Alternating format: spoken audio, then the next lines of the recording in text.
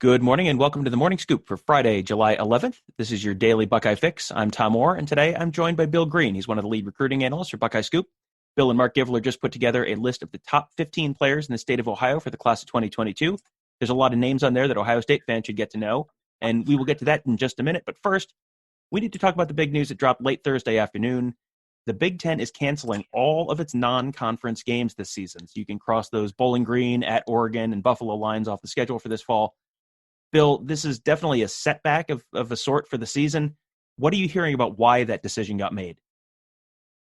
Well, I think they really want to limit the travel, and they really want to limit the exposure. I think they're concerned of, you're taking a chance putting those kids on the field because we've never been through this before. And I think their feeling is, why have it for the MAC game? What's the point of risking everything to play a MAC school? And then I think the whole thing of the long distance travel, the logistics of that, the amount of people you have to take with you, I think that factored into it too. So I think, the goal here is to have a season, whatever type of season they can have. 12 games with MAC schools and a trip to Oregon would have been amazing. But, I think this decision was made today to preserve some semblance of a season. And, so I think that's where this decision was made. And I think, it wasn't good news, but I don't think it's a death knell either. So I think, the 10-game season, if it happens, I think it's going to be really, really exciting. We wanted the Oregon game. You and I wanted to go out there, and see it in person and cover it. But I don't think it's the end of the world if they can pull off, what is planned right now. If we can do this and make it happen, I think it'll be a darn exciting season for people. And I think it's a blip in the radar if it goes the way it's planned right now. I don't see it as catastrophic. Yeah, normally the Big Ten will play a 9-game conference schedule. One of the options that Gene Smith talked about on his conference call with reporters on Thursday afternoon was that 10-game conference schedule you mentioned. He expected the schedule to be out soon and that the current schedule would be the basis for that schedule, but said that some things like competitive equity may have to get set aside. So, maybe not everyone is playing all of the same teams, even if they're in the same division. That kind of thing may get sort of set aside, which to me sounds like they are mainly focused on playing a regular season period, and anything after that, anything after that is really secondary right now. Is that sort of your read on things? Absolutely. And I did talk to a parent tonight of a player on the team, and what he said was that he thinks everything they're doing right now, from shutting things down yesterday to now adjusting the schedule, is a precaution more than anything. And I kind of feel that way too. I'm going to read the text right now, and he said, I have been nothing but impressed with Gene Smith, Ryan Day, and the great OSU medical staff. They're going to find a way, is what they keep telling us. And I believe that. I think there is as much motivation on the part of the NCAA and on the part of the administration and on the part of the schools.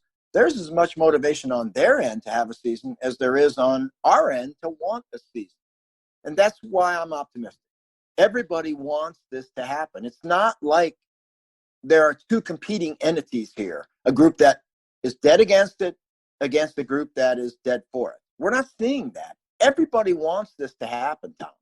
So that's what makes me optimistic, that we may have to tweak things. We may have to do things that we've never done before and hopefully never have to do again. But the goal, everybody's focused on the same goal, and that is to have the best type of season we can have. And that leaves me with a lot of optimism. Yeah, I think you're right that everyone ultimately would love to have there be a season. There's probably a financial aspect to that for a lot of the administration, and even the other sports at Ohio State, they all have a vested interest in there being some kind of an Ohio State football season. The players obviously want to play. Shaun Wade came back to play football and to show people that he could be a good outside corner at Ohio State this year. Wyatt Davis, this is potentially a contract year for him. Justin Fields. There's a lot of guys who have an awful lot invested in this season. So they all want to play. I think obviously fans want to watch, and we want to have games to cover. So Gene Smith had said a month ago he was cautiously optimistic. On Thursday afternoon, one of the quotes said he was, quote, really concerned about the season being able to happen. He also said if they play, he's probably closer to expecting maybe 20,000 fans in the stands this fall as compared to the 20 to 50,000 he talked about a month ago. So, this is a little bit of a moving target, but you're right that everyone has a vested interest in this happening. I think everyone wants this to happen in some form, but yeah, it is a little bit of a moving target right now. Was there anything else that kind of jumped out to you from the news on Thursday? Yeah, and I think you touched on it, and that is the financial aspect. And this is something that, you're not going to see Gene Smith or Ryan Day get up there and preach about this. They're going to talk about player safety, safety of the coaches, safety of the fans, and that's what they should be talking about. But there is a financial aspect of this that, my God, they need this money. Okay, the football program supports everything else, all the other sports programs. So they probably don't want to mention it publicly, but privately, their desire to have this season from a financial point of view is probably stronger than our, motivation to see a season. So that also gives me a lot of confidence that it's going to happen. They took a huge hit when they lost March Madness last year. They are going to do everything they can to have a football season this year. And I think the financial motivation is strong enough to make them want to have a season, let alone doing what, the athletes want to play. And if we can make it safe for them, they're gonna make that happen. I really believe that. And I'm going to hang my hat on that. I was a little troubled by Gene saying, what he said today. And I don't care if they have 5,000 fans in the stands. I watch the golf every weekend. There's no fans there watching golf, and it's still awesome. So they could go to 0 fans. But if they have a season, I think they could, make a ton of money off the television ratings and the advertisers. So I think there's going to be a season. I think everybody wants it to happen. And until they cancel it, I'm all down that there's going to be a season. Well, however things end up, this is going to be a very different type of year for the college football world. It's also going to be a very different type of year for evaluating high school talent. You and Marc Givler just put together a composite list of that top 15 players in the state of Ohio for the 2022 class. You guys actually just dropped a full episode of the Gives in the Bank podcast all about that list on Thursday. I would encourage you guys to check it out. There's a lot of great insight in there, both about the players currently committed to Ohio State, as well as others who hold offers, and still more who could be close to earning offers from the Buckeyes. Bill, let's start with the guys who are already in the class. From those guys, which of the currently committed players from in-state in 2022 maybe jumps out to you the most? Yeah, I'm going to have to say Tegra Tishabola, and it's just because from a physical aspect, he looks, as a high school sophomore, he looked what Thayer Mumford looked like as a high school senior.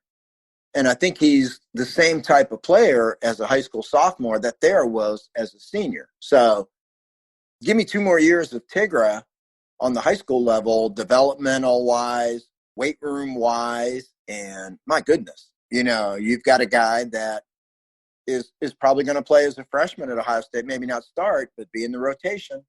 And, I would compare him to Paris Johnson in that, Tigra's a total different player. Paris is a dancing bear, just an athletic freak that you put at left tackle, and he handles the speed rushers coming off the outside. Tegra would be a guy that you put on the right side that just flat beats people up, and he is a physical monster. He loves to play the game. He loves to hit people. And I can't wait to see, Tegra as a freshman or sophomore at Ohio State. And I think his future is so bright. If he doesn't get injured, if he stays on the same mental path he's on right now, you can pretty well be assured that he's going to be a multi-year starter at Ohio State, a high draft pick in the NFL, play 10 years in the NFL, make Pro Bowls. I mean, you can tell where he's going. So Tegra would be the guy to me that is the surest thing on this list. Yeah, anytime you, as a true freshman, can get on the field at all, period, at Ohio State, at the offensive line, like, that's a big deal. Like, right. Starting is an unrealistic expectation, but just being out there and not taking a redshirt year as a true freshman on the offensive line, that in and of itself is a pretty good indication that you're destined for some pretty big things. And to be able to see that a couple of years out, that's a pretty good indication that something special could be headed to Columbus in a couple of years. What about the other guys? I know Gabe Powers from Marysville is the highest rated player on that list who isn't committed yet, but I had talked to Marc Givler about him a week or two ago on this show. So is there someone maybe a little lower on that list that you think people maybe should know about and keep an eye on? Yeah, and the funny thing is when Mark and I did our list, what we did is we each did our own top 15 independent of each other. We kind of sent them to each other, and I was shocked that Mark had a kid just as high as I had, and that's Lakewood St. Edward defensive end Trey Bixby. I had no clue that Mark valued this kid as much as he did, because I sure do. And he was actually someone Mark and I had never talked about before. And I didn't even know if he would be on Mark's top 15 list. And then there he is at 5 on both of our lists. This is a kid, again, he started and he starred as a sophomore at Lakewood St. Edward. That does not happen at that school. They don't play a lot of sophomores. They don't start a lot of sophomores. Their sophomores are never usually superstars. So to see what Trey did last year and to know the kid, to know the family, great in the classroom, great off the field, tremendous work ethic, playing in a program that he's going to get as good at coaching as any high school kid in Ohio is going to get. So he's another one that, this evaluating is not so much what did Trey do last year as a sophomore at St. Ed's. We're trying to figure out what is Trey going to do, when he gets to the college level. And I think much like with Tegra, I think Trey Bixby is a kid, and you always have to factor in, the injury factor because it's football. And then, you can't cut the kid's chest open and look at his heart. You're going by what you think you see there in terms of his motivation, how intelligent he is, the family he comes from, the work ethics that's ingrained. So Trey Bixby, to me, if he just does everything he's doing right now, follows the path he's laid out for him right now, he's a kid that I think is going to be, again, a multi-year starter. Could be a D tackle. We don't know yet. Maybe a D end. And then a guy that could be an all Big Ten type of guy and go on and have a successful NFL career. So Bixby is the guy that I value so highly. And I was really glad to see Mark felt the same way about him. So he's a guy that Ohio State fans really need to keep an eye on. He was going to go to the Ohio State camp this summer, which never occurred, obviously. And I think he was the guy that really could have gotten that next offer had Ohio State been able to eyeball him, face to face.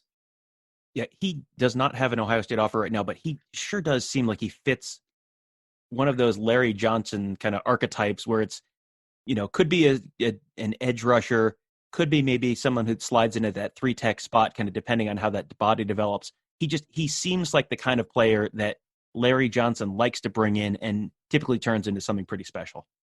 Yeah, I would say that as a sophomore, playing the schedule he played against, Trey Bixby was a better college prospect as a high school sophomore than Draymond Jones was playing the same schedule.